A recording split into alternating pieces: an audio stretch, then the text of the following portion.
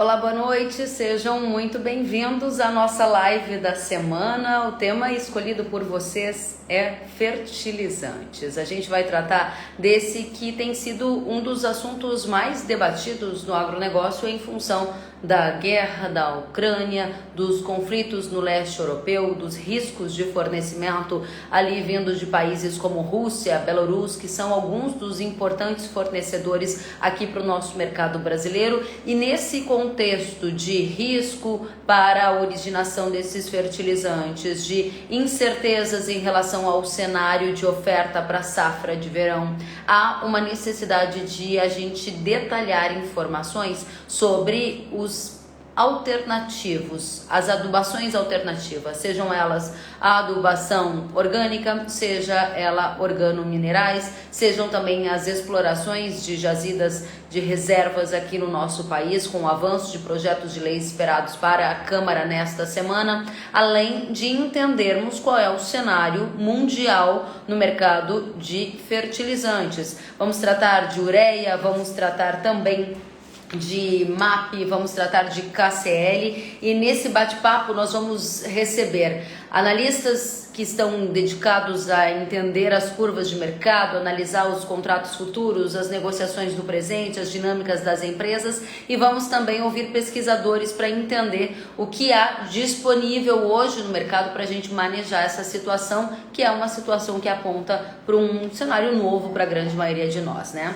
Nós tivemos agora a informação de que temos Ângelo Salton, analista de pesquisa sênior da S&P Global Insights, que é um dos nossos convidados de hoje, e também Marco Nogueira, pesquisador da Embrapa Soja, e ele é secretário executivo do Comitê Gestor do Portfólio de Insumos Biológicos da Embrapa. A gente recebeu muitas perguntas, eu recebi muitas perguntas de vocês sobre biológicos, sobre organominerais, sobre alternativas, e a gente vai começar já esse bate-papo. Sem antes, obviamente, eu cumprimentar a todos vocês, já vou me conectar com os nossos convidados, e temos aqui pessoal de Esmeralda, no Rio Grande do Sul, o Thales Alex, o Matos Uchoa, de Balsas, no Maranhão. Temos ainda muito mais gente, o Giovanni Bonfada, de Ijuí, no Rio Grande do Sul. Tudo fazendas direto de Colatina, Linha, direto de Jataí, Goiás, e muito mais gente entrando aqui.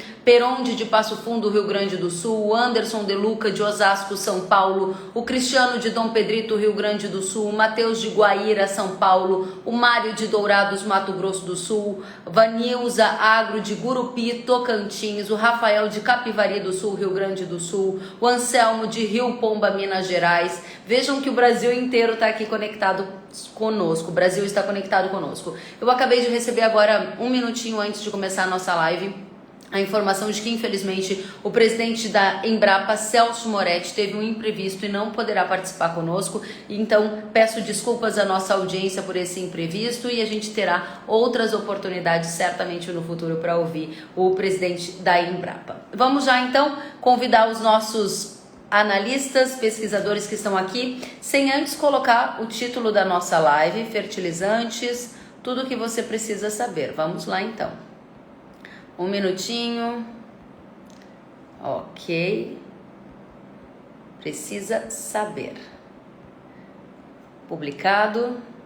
Vamos deixar aqui fixo o comentário e vamos então chamar os nossos convidados. Vamos lá? Embrapa Soja, chamando agora mesmo. Enquanto eu estou chamando aqui, eu já leio as informações de soja convidado. E vamos agora chamar a S&P. Um minutinho. Ups, parei que agora não estou conseguindo tirar daqui, gente. E agora? Agora deu, um minutinho. Aqui, Salton. O Ângelo Salton já vai entrar conosco também para trazer as expectativas de mercado. Bom, convite feito. Acho que eles estão entrando. Vamos ver. Acho que a câmera de um de vocês que entrou aqui está virada. Aqui já temos o Ângelo. Ângelo, seja muito bem-vindo. Boa noite. Boa noite, Karen. Boa noite a todos que nos acompanham. Obrigado pela oportunidade. Obrigada a você pela participação. O Ângelo é analista de pesquisa sênior da S&P Global Commodity Insights e vai trazer para a gente a análise de mercado. E temos também o Marco Nogueira. Marco, você está conosco? Acho que está com um probleminha de conexão, será? Ele é pesquisador da Embrapa Soja e ele dirige também as discussões sobre biológicos dentro da Embrapa. Vamos ver, vou pedir então para a Embrapa Soja tentar reconectar, enquanto a gente começa a conversa com você, Ângelo. Conta pra gente qual é o cenário hoje no mercado de fertilizantes, com as últimas notícias da semana anterior, né? A gente tendo informações de que a Rússia, assim como Belarus, começa a ficar mais impossibilitada de fazer o envio de fertilizantes. Isso potencialmente impacta na tendência futura de mercado. O que nós temos hoje para começar a próxima semana? Perfeito, Kevin. Hoje a gente tem um cenário mundial de fertilizantes sem precedentes, com as restrições à Rússia e à Bielorrússia. A oferta de fertilizantes é muito impactada na ausência desses dois países. O cenário é realmente muito preocupante, especialmente para fertilizantes nitrogenados e potássicos. Hoje, a Rússia, como parceiro comercial do Brasil em termos de fertilizantes intermediários e matérias-primas, é o maior parceiro comercial do país. Em 2021 foi responsável por em torno de 20% das importações, um quinto das importações de fertilizantes do Brasil, que é um país que depende em 85% dos fertilizantes importados. O impacto, mesmo por analistas mais experientes da indústria, é realmente sem precedentes. Em termos de precificação, o assunto é muito delicado. Nessa semana, os últimos negócios para o Brasil, para a ureia, fecharam entre 750 e 800 dólares a tonelada, CIF no Porto, o que vai se traduzir na porta da fazenda para o produtor a 5.500, 6.000 reais a tonelada, ou seja, valores muito expressivos. A bem da verdade, a valorização das commodities tem favorecido, em certa maneira, as relações de troca para o produtor, para a safra 22-23, entregas de fim de ano. Isso em janeiro e fevereiro. Em março, o cenário com a disparada dos fertilizantes não só no Brasil, mas como no mundo todo. Afinal, a Rússia também é o maior, hoje, exportador mundial de matérias-primas, na ausência da China, que passa por uma transformação interna no cenário de energia, busca um uso mais racional de fertilizantes e fontes renováveis, né? A China é historicamente dependente do carvão. Um ponto muito importante em termos de fornecimento para o Brasil é que a nossa inteligência marítima da S&P Global já aponta que há cerca de 7, 8 dias já não há mais embarques de granéis por vias marítimas, tanto do Báltico como do Mar Negro para o Brasil. Então, na prática, para as entregas ainda esse ano, né, como a ministra falou, a Tereza Cristina comentou, as entregas para as safras de inverno estão garantidas, né? Ainda essa semana, a ANDA rebateu, em parte, as declarações da ministra, dizendo que o país tem mais cerca de 3 meses de estoques de fertilizantes NPK. A ANDA ainda deve publicar os números de dezembro essa semana, assim a gente vai ter uma ideia melhor, né, dos estoques os estoques de passagem para 2022. Mas essa informação de que 20% do mercado brasileiro, digamos assim, evaporou, né, nos últimos dias, realmente traz muita preocupação a todos os integrantes do setor, distribuidores, importadores e principalmente o agricultor. Obrigada, Ângelo, pelas respostas iniciais. Para quem está chegando agora, o Ângelo já trouxe informações da parte que cuida da logística marítima global da S&P, e a informação, segundo o Ângelo, é que não há mais embarques para o Brasil, pelo menos há 7 dias, desta região, que é uma importante fornecedora aqui para o país, o que chama a nossa atenção para as dinâmicas da safra verão, safra inverno da maioria dos agricultores com insumo já em casa, né? Afinal de contas, a semeadura está acontecendo e, como a gente tem noticiado aqui também, a expectativa é de estoques de 3 meses. Ou seja, a gente tem um desafio para o futuro. Vamos continuar essa conversa, Ângelo, fazendo uma leve pausa aqui para cumprimentar a nossa audiência, trazer as respostas que a audiência está pedindo e fazer mais uma tentativa de conectar com a Embrapa Soja. A gente está com a Embrapa Soja está online e a gente está tentando, então, fazer essa conexão. Fiz aqui a nossa solicitação mais uma vez. Aí, agora sim, temos mais nosso convidado, Marco Nogueira, pesquisador da Embrapa Soja. Seja muito bem-vindo, boa noite. Boa noite, Kellen. Boa noite a todos. É um prazer estar aqui com vocês. Obrigada pela presença. Nós estávamos ouvindo o Ângelo Salton, que é analista de mercado, analista de pesquisa, e ele estava trazendo o cenário dos insumos no mundo todo esse risco de ruptura na oferta, principalmente vindo da região do leste europeu. E, Ângelo, você coordena o grupo ali de trabalho, né, secretário executivo do Comitê Gestor do Portfólio de Insumos Biológicos da Embrapa. A audiência enviou muitas perguntas para saber o que a pesquisa da Embrapa aponta como alternativa mais eficaz para substituir os fertilizantes tradicionais. O que a pesquisa de vocês aponta?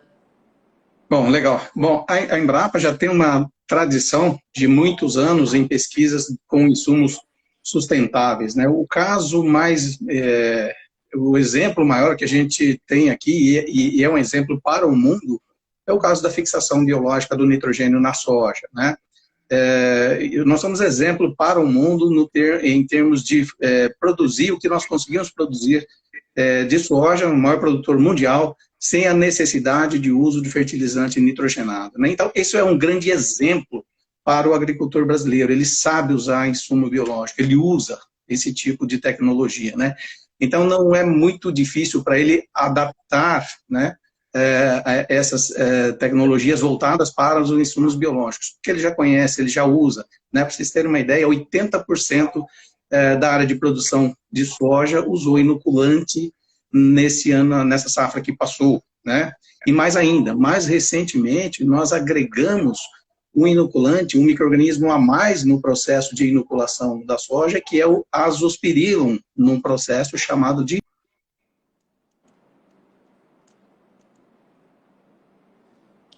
Ângelo, você está me ouvindo? Ela já... Sim. Eu acho que a gente... Então, uma tecnologia... Marco, vou pedir para você. Marco, rapidinho. Pois não? A gente ouviu você dizendo que 80% da safra de soja do Brasil usou inoculante na safra que passou. E aí você estava fazendo um comentário sobre azospirillum e a gente perdeu a sua conexão. Peço que você retome a partir dali. Perdão, desculpe.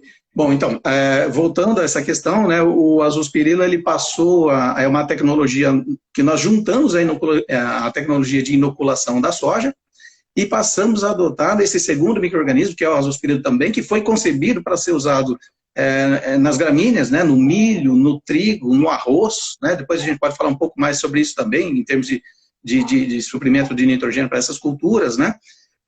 Mas no caso da soja, ele já é adotado por 26% da área de produção do Brasil, né? Então, de soja, né? Então, ele traz um aumento não só da eficiência da fixação biológica do nitrogênio para suprir nitrogênio, mas também no suprimento de outros nutrientes, como potássio e como fósforo também. Por quê? Porque esse micro-organismo, não só na soja, mas no milho, nas gramíneas, né? Mais recentemente ele foi expandido também para o uso nas pastagens, né? Ele promove uma melhoria no sistema de raízes, né, melhorando a arquitetura das raízes das plantas, tornando-as mais eficientes na absorção de água e nutrientes. Então, por exemplo, no caso de braquiárias, né, nas pastagens, por exemplo, a gente conseguiu aumentar aí a eficiência de uso do teor de nitrogênio na pastagem, por exemplo, em 10%, né, devido à presença do azospirillum. Potássio, outros 10%. Né.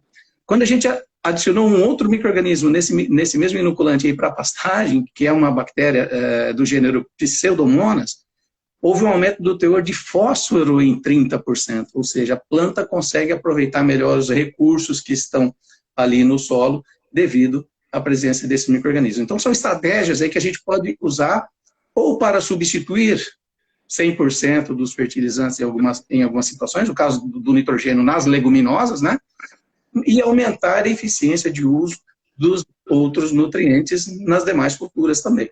Ótimo, Marco, muito bom. Tá chovendo pergunta aqui, gente. Estou tentando administrar as que estão vindo no comentário, as que já foram feitas, e a gente vai direcionar o mais rapidamente possível para os nossos convidados. A Thaís Souza está perguntando se a live vai ficar salva. Para todo mundo que está assistindo, imediatamente depois que a live for encerrada, ela ficará salva no feed do meu Instagram. Ela também vai ficar disponível no YouTube e em todas as plataformas de podcast ainda hoje à noite. Então, vocês poderão ouvir novamente os conteúdos. A pergunta agora é para você, Ângelo. Você trouxe a informação de ruptura, né, nas ofertas dos fertilizantes para o Brasil dessa região do leste europeu. Belarus, Rússia, por exemplo, importantes fornecedores. E o Thiago Massa diz assim: alguns produtores já fizeram a trava, a compra de insumos. Eles podem não receber os seus produtos? Como que vocês na S&P estão avaliando o risco de faltar fertilizante e as empresas não conseguirem honrar, por exemplo, os contratos que foram feitos anteriormente? É um cenário que vocês estão monitorando, Ângelo?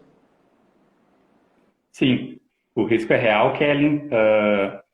Anteriormente, no mês passado, em fevereiro, a BPC informou aos seus consumidores brasileiros que, por motivos de força maior, nesse caso, a restrição logística aos portos da Lituânia inviabilizou as entregas para o Brasil. Então, a questão da força maior vai ser uma constante no quesito mercado de fertilizantes esse ano.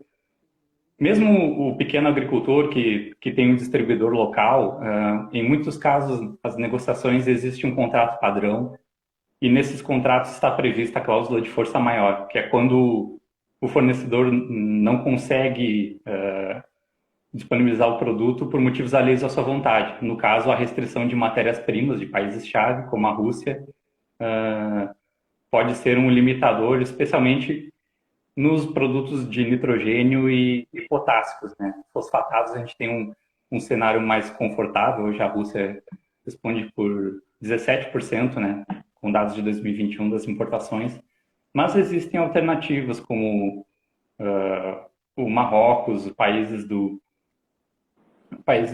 Oriente Médio, que tem um cenário de energia também mais confortável, Estados Unidos também. Então, existem alternativas e que, claro, vão trazer o produto ao agricultor brasileiro a níveis mais altos. Mas, com certeza, existe essa possibilidade. Muito bem, obrigada. Ainda pegando a pergunta do Thiago Massi e agora dirigindo a você, Rogério. A pergunta diz o seguinte: alguns produtores, então, podem não receber, foi o que ele perguntou, desculpa, Marco. Rogério é o nome do nosso telespectador aqui. E ele pergunta assim: os produtores de algodão que não podem reduzir fertilizantes, eles poderão migrar para o orgânico?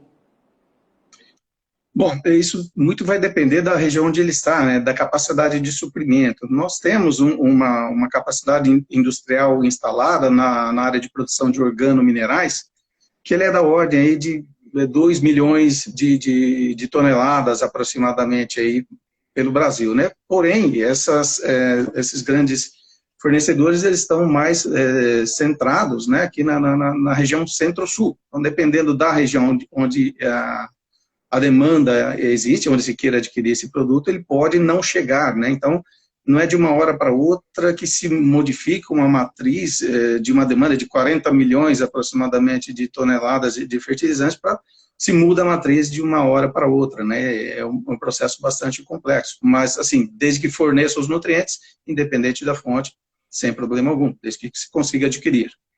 Legal, vou aproveitar rapidinho, Ângelo, peço licença a você para fazer mais uma pergunta para o Marco, aproveitando o gancho, e a pergunta é justamente do João Paulo. Ele pergunta o custo e o tempo de introdução dessas práticas, as práticas de adubação orgânica que você estava citando, Azospirillum, e mais gente quer saber justamente sobre isso, o custo que tem, como fazer, se você puder começar respondendo por ali. E aqui o Gabriel diz, o azospirillum pode ser pulverizado na folha? Existe muita perda em relação à inoculação? Então, 2 em 1 para você, por favor, Marco.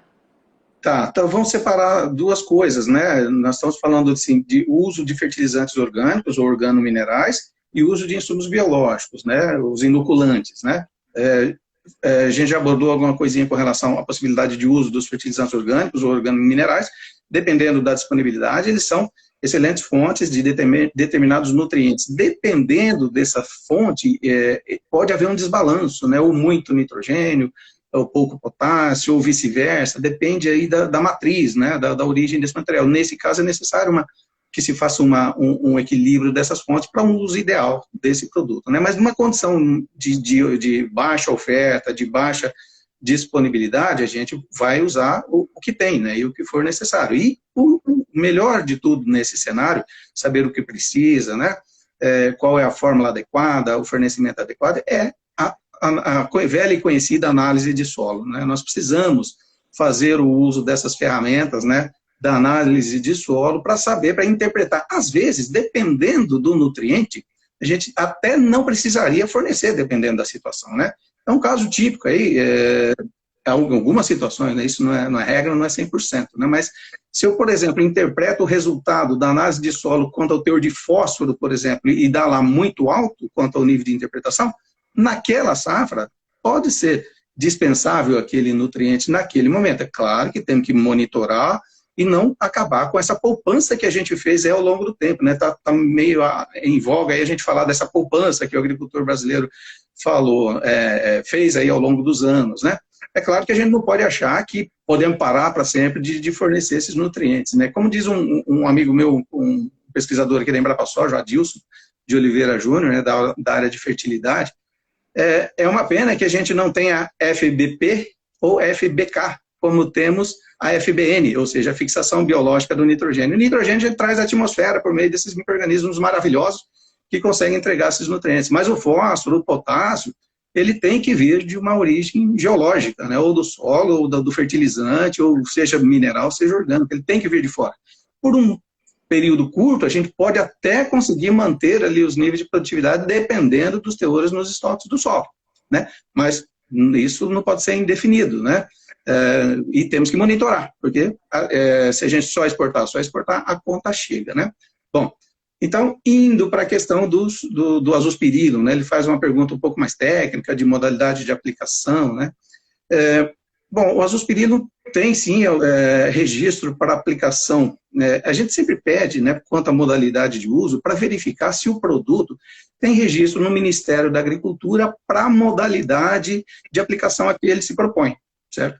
Então, é o caso do azospirillum, por exemplo. Ele foi concebido, foi desenvolvido para aplicação via sementes, né, ou via suco de semeadura, tá?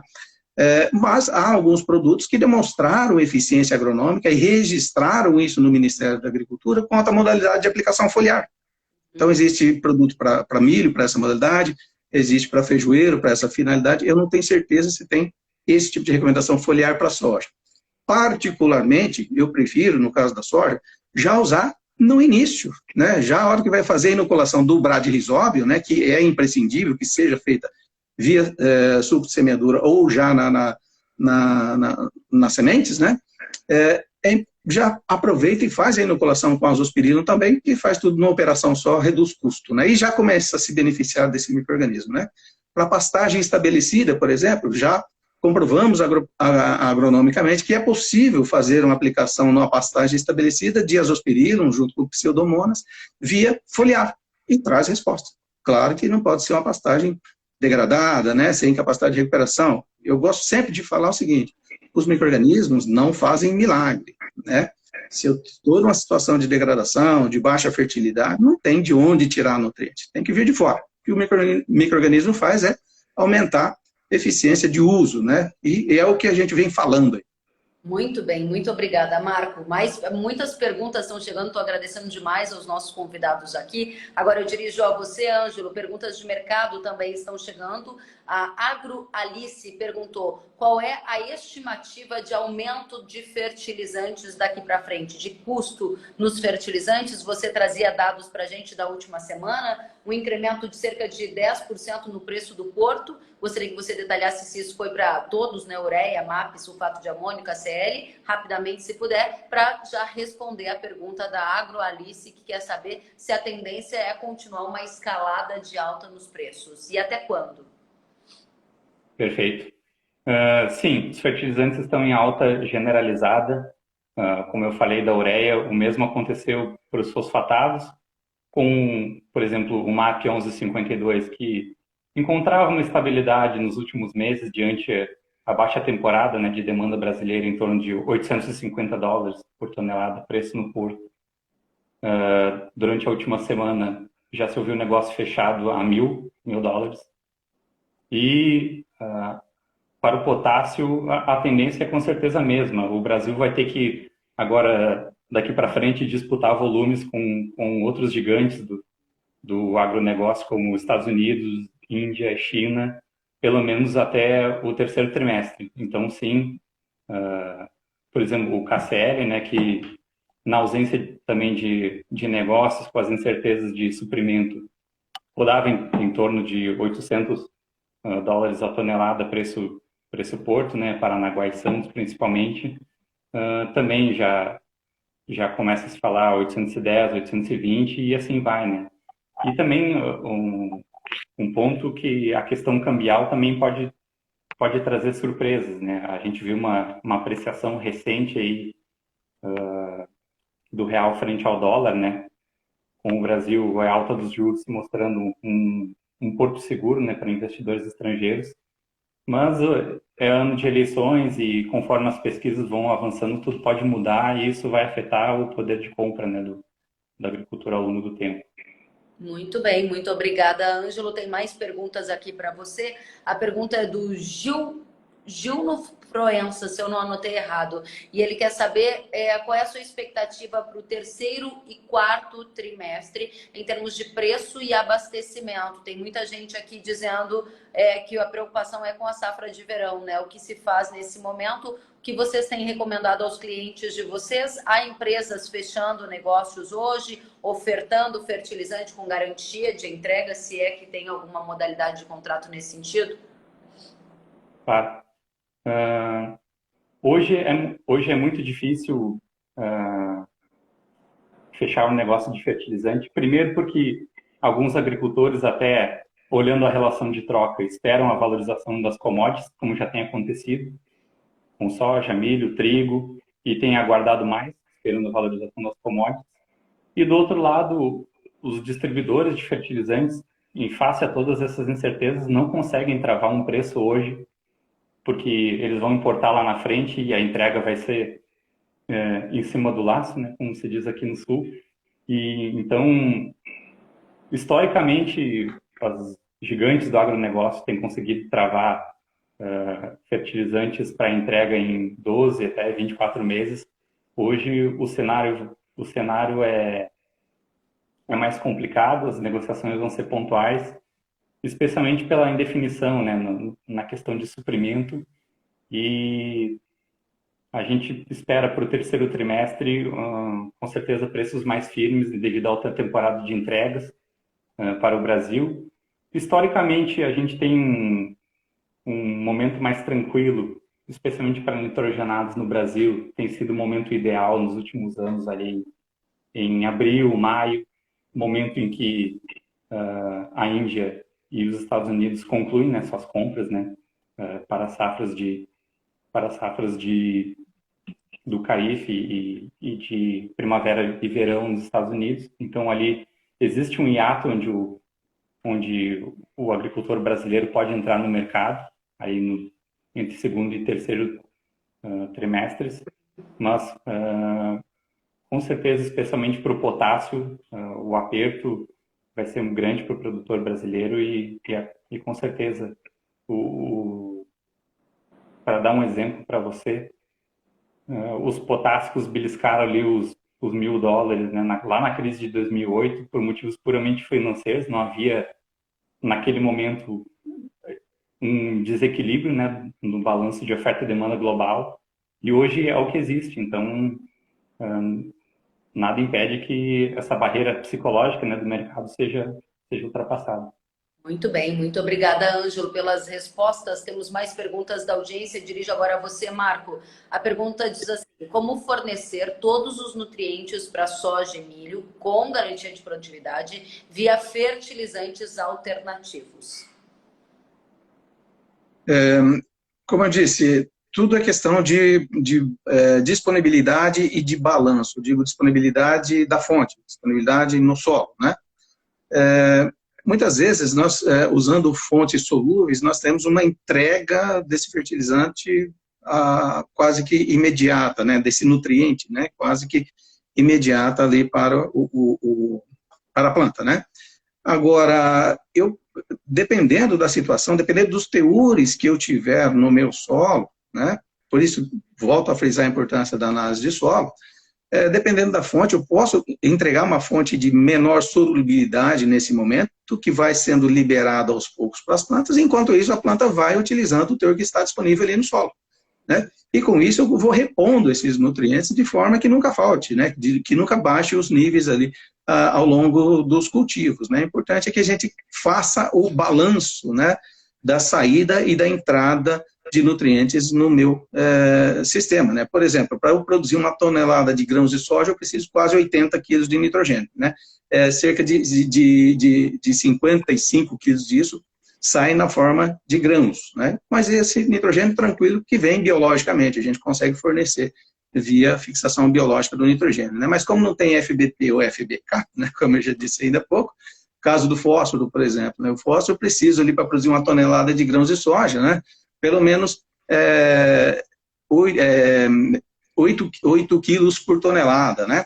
Ou melhor, 7 quilos por tonelada, e dos quais quase 5 quilos são exportados por tonelada, né, de grãos produzidos. O potássio já é outro caso, né, que eu preciso quase 50 quilos para produzir 1 tonelada, mas ele exporta 18, né? Então, ou seja, fica uma grande quantidade ali no solo ainda, que dependendo dos teores ali disponíveis, eu consigo ainda com que a planta aproveite esses nutrientes. E usando micro-organismos que estimulem o sistema de raízes a ter uma arquitetura mais desenvolvida para buscar melhor esses nutrientes, é uma maneira de aumentar a eficiência de uso desses nutrientes, que tanto vindo do fertilizante, quanto vindo do solo, né?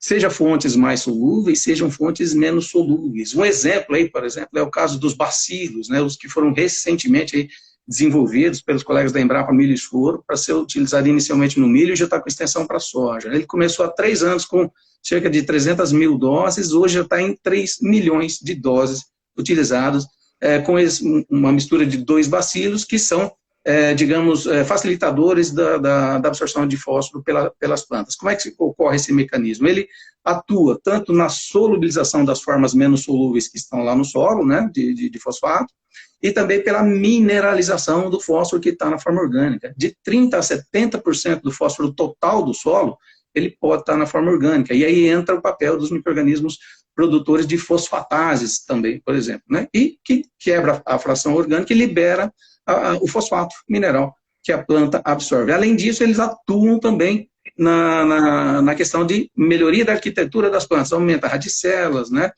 Aumenta a superfície específica das raízes, ou seja, deixa a raiz mais em contato com o solo. Tudo isso facilita a planta a encontrar o nutriente ali no solo, né? Esse mecanismo também vale para o potássio, né? A planta mais hábil a encontrar o nutriente no solo e trazê-lo para fazer o papel dentro da planta. Muito obrigada, Marco. Respostas completas para a nossa audiência, de todos que estão aqui assistindo. Chegam perguntas a todo momento, e a pergunta agora para você, Ângelo. O Anterione pergunta: se o cenário de guerra acabasse hoje, quanto tempo seria necessário para normalizar as entregas marítimas, considerando o melhor cenário? Qual é a sua avaliação, Ângelo? Eu acredito que se fosse encontrada uma solução diplomática, né, como tem se tentado nos últimos dias, né, um cessar-fogo parcial, toda a reversão das sanções financeiras aos bancos russos, das companhias marítimas, levaria algum tempo, com certeza, né? A exclusão dos bancos do SWIFT, né? Dos bancos russos do SWIFT, o Sistema Internacional de Pagamentos, levaria alguns meses, possivelmente, e também porque com essa exclusão as empresas foram, na prática, excluídas, né, dos mercados financeiros. O maior banco russo, o Sberbank, foi excluído da Bolsa de Londres e hoje vale migalhas, né, a ação da companhia. Então, existe um risco de falência, né, desses bancos e de uma deterioração total do sistema financeiro daquela região. Não só da Rússia, mas como dos grandes parceiros comerciais, né, na Europa e mundiais. Eu acho que é mais fácil resolver a questão logística, né? Apesar de que aqui no Brasil os desembarques, né, estão levando bastante tempo, aí navios que chegam às portas levam 30, 40 dias para descarregar, né? E a capacidade de descarga dos portos brasileiros, embora tenha aumentado muito nos últimos anos, né, com a expansão do Arco Norte, ainda é limitada, né? Então eu vejo que é mais fácil resolver a questão logística do que a financeira. Ou seja, mesmo que haja uma saída diplomática para esse ambiente de guerra, você estima que pelo menos vai levar um semestre no cenário mais positivo para que a gente volte a ver uma normalização progressiva do cenário que foi deteriorado tanto do ponto de vista financeiro quanto logístico, Ângelo? Podemos concluir assim? Com certeza, até porque contratos terão que ser revistos, né? Preços também. Vai haver essa nova oferta russa e da Bielorrússia também. Um novo cenário de preços vai se desenhar e tudo vai ter que ser rediscutido, né, com o produtor, na relação entre o fornecedor de fertilizantes e o agricultor. Muito bem. E a gente vai ter outro preço de commodities, outra relação, né, econômica. Muito bem, muito obrigada, Ângelo, pela resposta. A pergunta está fixada aqui embaixo e ela veio do Julierme Cândido da Silva. Eu pergunto a você, Marco, Pó de Rocha já está tecnicamente aprovado? Qual é o ponto de vista da Embrapa sobre essa tecnologia? Essa é uma tecnologia que está em avaliação, está sendo feito vários ensaios, vários trabalhos. Existe um esforço enorme da Embrapa em parceria com a iniciativa privada, outras instituições de pesquisa, para trazer respostas consistentes a respeito do uso dessas fontes alternativas, né? O que é importante a gente deixar claro é que a planta enxerga aquele nutriente que é disponível, né? Então, assim, às vezes algumas fontes que são oferecidas, elas são de baixíssima solubilidade e baixíssimos teores, né? Então, para fornecer a mesma quantidade que forneceria, por exemplo, 100 ou 200 quilos de cloreto de potássio, você teria que colocar, por exemplo, algumas toneladas desse produto, né? Mas ainda não temos uma definição exata do efeito desses produtos no longo prazo, né? Como eu disse, como eles são de baixa solubilidade, e na maioria dos casos existem produtos que têm teores solúveis em água até interessantes, mas depende muito da fonte, né, desse produto que está sendo utilizado. Alguns têm maior quantidade, têm teores maiores e com maior solubilidade em água, outros menores teores e pouco solúveis em água. Então, isso dependerá da ação ali do intemperismo, propriamente dito, ao longo do tempo, né, para que o nutriente passe a ser disponibilizado e colocado ao alcance das plantas, né? Então é importante a gente sempre acompanhar, né? Com teores disponíveis no solo, com diagnóstico foliar, né? Para monitorar, é como um exame de sangue, né? Para cuidar da nossa saúde, a gente vai lá, tira uma amostra, analisa se o triglicerídeo está bem, se o colesterol está jóia, teores de açúcar. Na planta a mesma coisa, né? Os teores de nutrientes nós precisamos monitorar tanto no solo quanto na planta. Quem vai dizer se o produto está funcionando bem ou não é a planta, né? E você precisa monitorar isso. E mais ainda na ponta da cadeia é a produtividade, né? Então, o agricultor ele vai monitorar isso, o agricultor sabe, né? Ele monitora, ele vai saber. Se algum produto não está ofertando o que a planta precisa, os teores foliares vão cair, os teores no solo vão cair e a produtividade vai cair. Muito obrigada. Temos mais perguntas aqui da nossa audiência. A pergunta do Júlio, eu vou dirigir a você, Ângelo. Está aqui a pergunta do Júlio. Ele está dizendo assim: hoje vimos aumento em 20% aumento de 20% do petróleo. Isso impacta diretamente nos fertilizantes? Questiona o Júlio. Se sim, será no atual momento, na atual conjuntura, com os estoques que temos, ou o reflexo virá mais à frente? Pergunta do Júlio Araújo para você, Ângelo. Perfeito.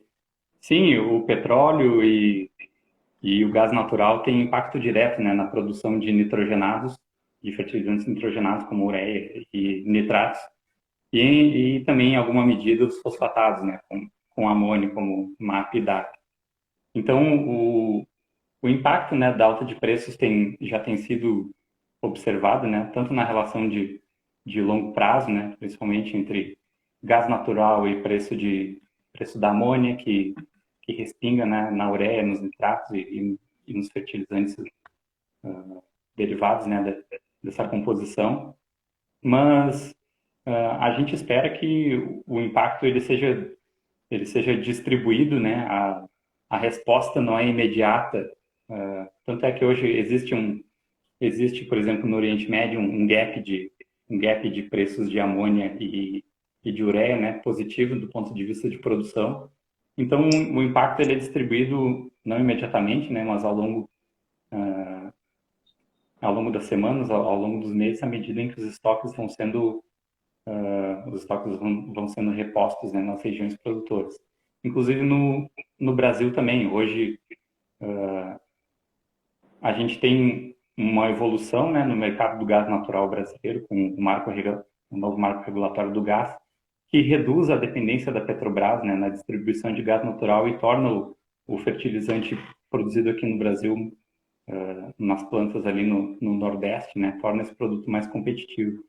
Inclusive, existe muita discussão, né, sobre os impactos do Plano Nacional de Fertilizantes que está por vir e se ele é a bala de prata, né, para o mercado brasileiro, mas não, realmente são medidas de longo prazo e são principalmente incentivos fiscais, né, que buscam equalizar os preços do produto importado com o produto domesticamente produzido, o que não necessariamente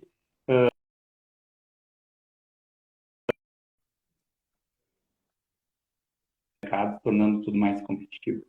Muito bem, muito obrigada. Muita gente aqui elogiando os nossos convidados. Acabamos de receber uma mensagem do portal Sou Agro dizendo gratidão por todo o conhecimento compartilhado. A Maria Laura está dizendo parabéns pela live para os palestrantes que estão abrilhantando as suas colocações. Muito obrigada a todos que estão aqui conosco nesta noite de domingo. Vamos a mais um comentário aqui fixado pela nossa audiência. A Ricardo Silva pergunta: quais as soluções, tecnologias alternativas nesse ambiente de escassez e preço alto de fertilizante que são as mais recomendadas pela Embrapa? As recomendadas. Se você puder fazer 3 pontos, Marco, hoje a recomendação da Embrapa no contexto atual é qual? Não existe uma bala de prata para resolver tudo. Na verdade, a gente tem que enxergar o sistema como um todo. Um sistema bem manejado, né, com cobertura, com alternância de culturas, né, isso acaba facilitando em muito todo o sistema funcionar melhor. Por exemplo, a integração lavoura-pecuária, ou integração lavoura-pecuária-floresta, colocando gramíneas tropicais ali no sistema, fazendo uma cobertura de solo muito bem feita, para um bom plantio direto. Hoje nós temos, por exemplo, estima-se que cerca de 80% das áreas de plantio direto no Brasil não adota adequadamente as 3 premissas básicas do sistema de plantio direto, né? Se tem uma semeadura direta, mas não se tem um sistema de plantio direto, por exemplo, né? Isso falando em grãos, né? Então, o manejo do solo... Marco, você falou que nem todas as lavouras que usam o sistema de plantio direto adotam as 3 premissas básicas. Por favor, relembre a nossa audiência quais são as 3 premissas básicas que não estão sendo adotadas. E se você puder, além do ILPF que você trouxe como uma medida que é uma medida que leva mais tempo, algo mais imediato. Eu vi que o preço está alto e eu quero ouvir da Embrapa o que eu posso fazer no dia de hoje que resolva o meu problema para a safra verão. Se a gente puder esclarecer esses pontos. Então, o fato é que quem já vinha fazendo bem, né, já vai ter o bônus, né, para se sair melhor daqui para frente. Agora, quem não vinha fazendo bem, pode demorar um tempo para ter, por exemplo, um solo com um perfil de fertilidade construída, né? Mas falando da questão do plantio direto, cobertura constante, né, não fazer revolvimento, né? A gente sabe, tem sistemas aí que a cada 2, 3 anos entra-se a tal gradinha, né? E aí você zera o sistema novamente, ele volta a estaca zero, né? O equilíbrio do sistema de plantio direto, ele começa depois de 5, 6, 7 anos de estabelecimento ali, e às vezes nos primeiros anos ele é até parecido com o sistema convencional, né? Mas para que eu tenha um sistema plantio direto consolidado, de fato, né? Eu preciso ter aí essa alternância de culturas, eu preciso trazer outras plantas para o meu sistema para fazer palhada, para fazer raiz, para melhorar a condição física, química e biológica do solo, né? Então, tudo isso trabalhando junto, né? Quando eu trago carbono para o meu sistema, às vezes ali, dependendo do ambiente onde a gente está, só a dobradinha soja, milho ou soja e trigo não traz carbono suficiente no solo para formar ali carbono orgânico estável, para formar matéria orgânica, para aumentar a fertilidade do solo, para aumentar a minha caixa d'água e a minha caixa de nutrientes, né? Então, passando pelo manejo do solo, tudo isso vai contribuir ao final, né, para manter o meu sistema funcionando melhor como um todo, mantendo a atividade biológica mais elevada. Com isso eu tenho maior ciclagem de nutrientes, eu consigo colocar esses nutrientes mais à disposição das plantas. Alguém perguntou aí, eu não sei se deu tempo de falar do assunto, mas alguém pediu para perguntar sobre os fungos micorrízicos, né? E os fungos micorrízicos, eles são muito favorecidos, por exemplo, pelas gramíneas, e as gramíneas tropicais, como as braquiárias, por exemplo, que a gente bota no sistema de integração lavoura-pecuária, ou simplesmente consorciado com o milho, para poder ter biomassa, para ter cobertura de solo posteriormente. Ele multiplica também fungo micorrízico na sua rizosfera, né? Temos aí a possibilidade de uso de inoculantes à base de fungos micorrízicos, mas podemos também estimular aqueles que estão no solo, né? Existem aí também outras tecnologias que agregam substâncias estimuladoras dessa interação micorrízica da planta, né, com o fungo, e essas tecnologias são agregadas em fertilizantes, né, determinados extratos estimuladores. Então é possível você melhorar a biologia do solo como um todo, a estrutura do solo como um todo, né? Mas isso é algo assim que é de longo prazo, de hoje para amanhã. Nunca é tarde para começar, né, a trabalhar, melhorar o seu sistema, né? Mas, assim, de hoje para amanhã, quem já vinha fazendo bem, já vai sair na frente. Ele vai sofrer menos esses impactos que nós estamos vendo agora. Muito bem, obrigada, Marco. A gente volta a falar com você já já. Vamos a mais uma pergunta da nossa audiência, e a pergunta é dirigida a você, Ângelo. Eu vou fixar aqui o comentário. Ela veio do Vinícius Costa e ele diz: Ângelo, a nossa ministra fala que temos produto para 3 meses, mas as empresas não estão comercializando. Qual é a explicação? Obrigada, Vinícius, pela pergunta. E mais gente aqui comentou que as cooperativas também fecharam as torneiras e não estão mais fazendo negócios. Inclusive, eu estive no Paraná nas últimas semanas e vi relatos de que não há nem listas de preços em diferentes regiões do país. Em algumas há, outras não. Mas a pergunta do Vinícius é bastante pertinente. Se há estoque, por que as empresas não estão comercializando? Obrigada, Vinícius. A resposta é sua, Ângelo. Perfeito. Vinícius, a questão é que os estoques de hoje vão ser dedicados a cumprir compromissos anteriores, né, das empresas.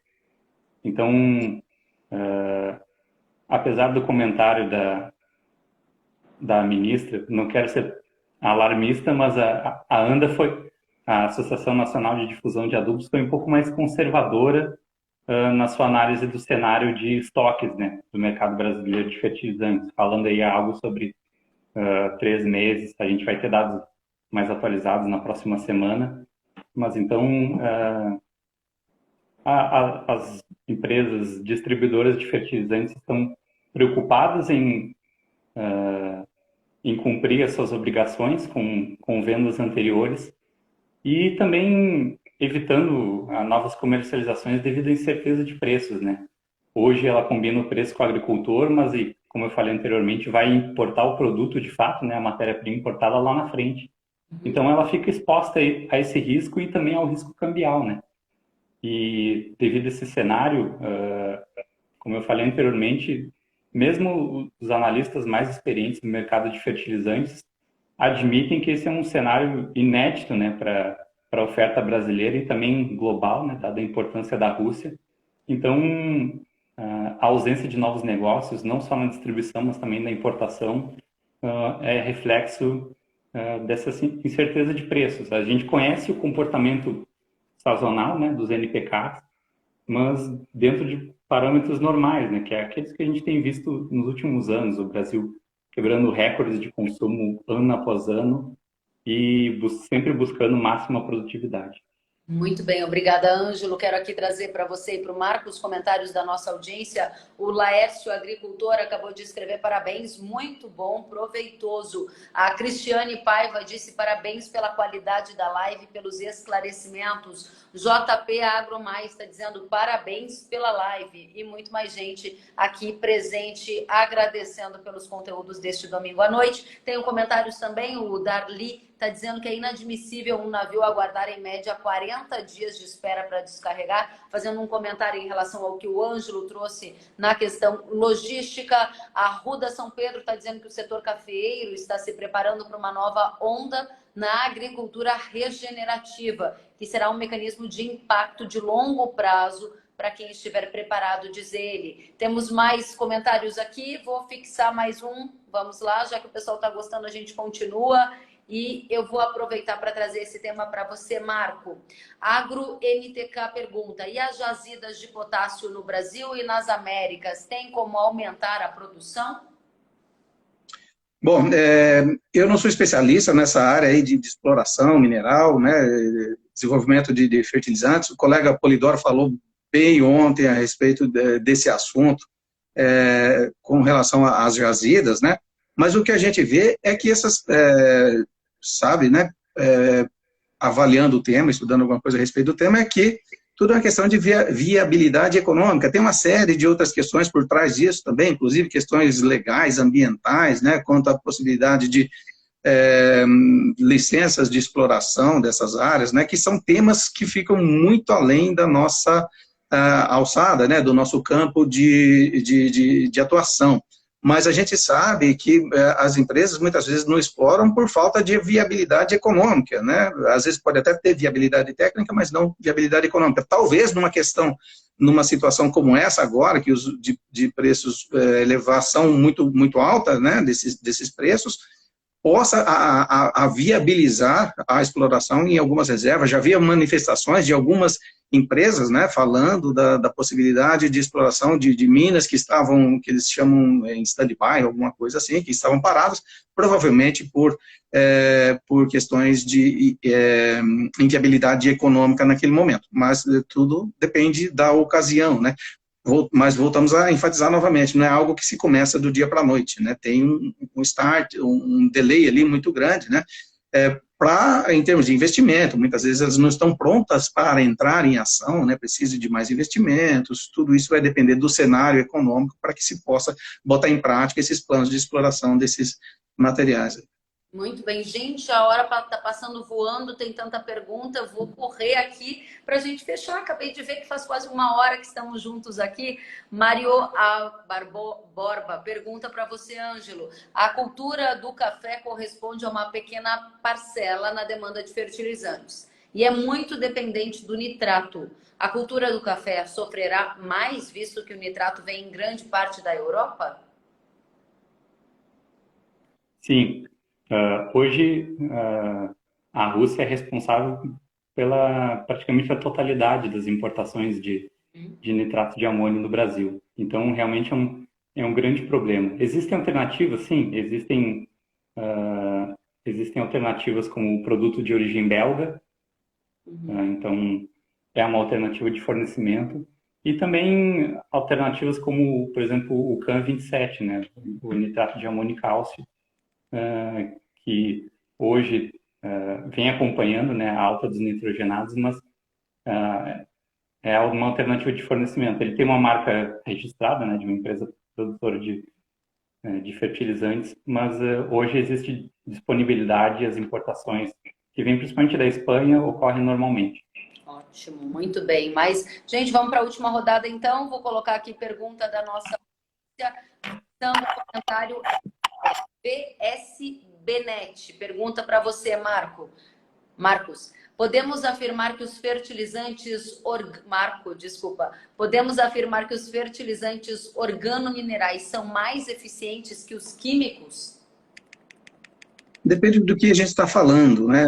De teores totais ofertados, de trazer outros benefícios para o sistema, do que a gente está falando. Então, depende muito da situação que a gente quer abordar, né? Podemos estar falando em teores totais, né? De repente, os orgânicos não conseguem fornecer os teores totais tanto quanto um fertilizante concentrado solúvel fornece, mas ele traz outros benefícios também, traz micronutrientes, por exemplo, né? Tudo que está na matriz orgânica ali vai ser colocado à disposição das plantas também, né?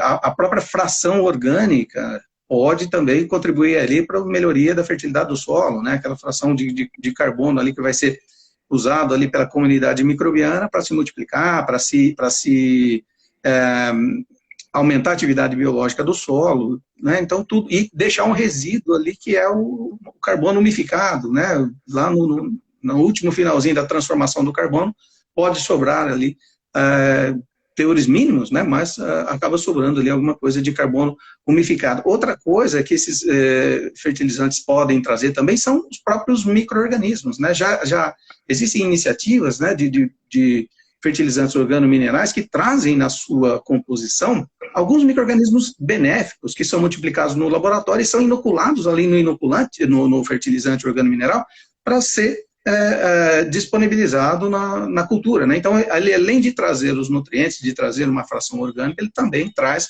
micro-organismos benéficos que podem ajudar ali no enraizamento, na solubilização, na mobilização do fosfato e várias possibilidades ali que a gente pode ir, né, nessa estratégia aí de trazer, de agregar ferramentas para aumentar a eficiência do nosso sistema de produção. Ótimo, muito obrigada, Marco, pelas informações. Eu vou colocar aqui para a nossa audiência que está pedindo, e na sequência eu passo para você, Ângelo. Muita gente está aqui elogiando, agradecendo pela oportunidade num domingo à noite, num ambiente de tanta incerteza, de necessidade de informação técnica e analítica. Então, eu quero agradecer vocês. Vou passar para você, Ângelo, a pergunta, mas antes, quero dizer para todos da nossa audiência, eu vi que chegou muita gente nova aqui, que vocês podem receber essa live ou podcast pelo WhatsApp. Então, eu deixei o número aqui embaixo. A gente tem dezenas de grupos de WhatsApp em que diariamente eu envio os conteúdos no celular de todos que estão interessados. Se vocês estiverem interessados, escrevam oi, né? Salvem esse número 11 9 40 44 54 22. Salva na sua agenda. Manda um oi pelo WhatsApp e a gente vai adicioná-lo para que você passe a receber, por exemplo, os conteúdos como esse dessa noite, que trouxeram muita informação para todos nós. Ângelo, diga pra gente o que faz o agricultor nesse momento, que você já disse que há risco de rompimento de contrato, de que há paralisação nos fluxos logísticos, por exemplo, vindo daquela área do leste europeu, e que mesmo que haja uma saída diplomática para a guerra, ainda vai levar pelo menos uns 6 meses para uma readequação dos fluxos que envolvem fertilizantes. Qual é o conselho que você está dando, se é que tem um conselho para este momento, para o produtor que tem decisão para tomar? Conta para a gente. Perfeito. Eu acho que nos últimos anos, né, o agricultor tem buscado a adubação para alcançar a máxima produtividade. E uma coisa que até o Dr. Luiz Prochnow tem tocado muito na adubação de máximo retorno econômico. Isso porque o adubo ele aumenta a produtividade, mas os retornos são decrescentes, né? E com o preço atual dos fertilizantes, o preço do adubo não entrava nessa conta, né? Aí o agricultor tem que ser muito mais cauteloso esse ano em termos de adubação. Os produtores do sul tiveram perdas de produtividade, mas consequentemente tiveram menor extração, né, de nutrientes do campo. Então, ao invés de buscar a máxima receita, o agricultor tem que buscar máximo lucro, buscando aí junto ao seu agrônomo, e que vai ter o conhecimento do solo, o nível de adubo que maximiza o seu retorno econômico, né, o seu lucro. A Embrapa e as universidades têm conhecimento divulgado sobre isso, sobre qual é a resposta, né, das variadas culturas aos níveis de nitrogênio, fósforo, potássio, mas nada como o agricultor conhecer o seu próprio solo, né? E também buscar produtos especiais, né? Esse vai ser o ano dos bioinsumos, com certeza, e revisar o que acontece nos seus contratos no caso de força maior. Muito bem, gente. Estou preocupada aqui se a nossa live vai cair, porque deu 1 hora. Então, rapidinho, agradeço demais a você, Ângelo. Marcos, já vou te passar para a última palavra. E quem está mandando oi aqui na live no Instagram, gente, é para mandar o oi no número do WhatsApp, esse aqui de baixo, depois de vocês adicionarem no celular, tá? Então, pega o seu WhatsApp e adiciona esse número e lá você abre a caixinha e manda oi. Aí nos grupos você vai receber essa informação, tá bom? Marco, a gente ouviu aqui o Ângelo falando sobre a demanda por insumos biológicos, sobre organominerais, sobre alternativas nesse momento. Você falou em poupança no solo. Antes que a gente caia aqui nesse momento, essa indústria está preparada para atender essa demanda que aumentou muito e que potencialmente vai aumentar mais? Se puder, rapidinho, o seu recado final para todo mundo. Sim, a indústria brasileira de insumos biológicos, ela é muito bem organizada, ela é muito bem estruturada e tem um parque industrial fantástico. E nós temos, esse parque industrial tem para oferecer para o produtor brasileiro inoculantes de altíssima qualidade, né, com concentração, pureza, identidade de micro-organismos.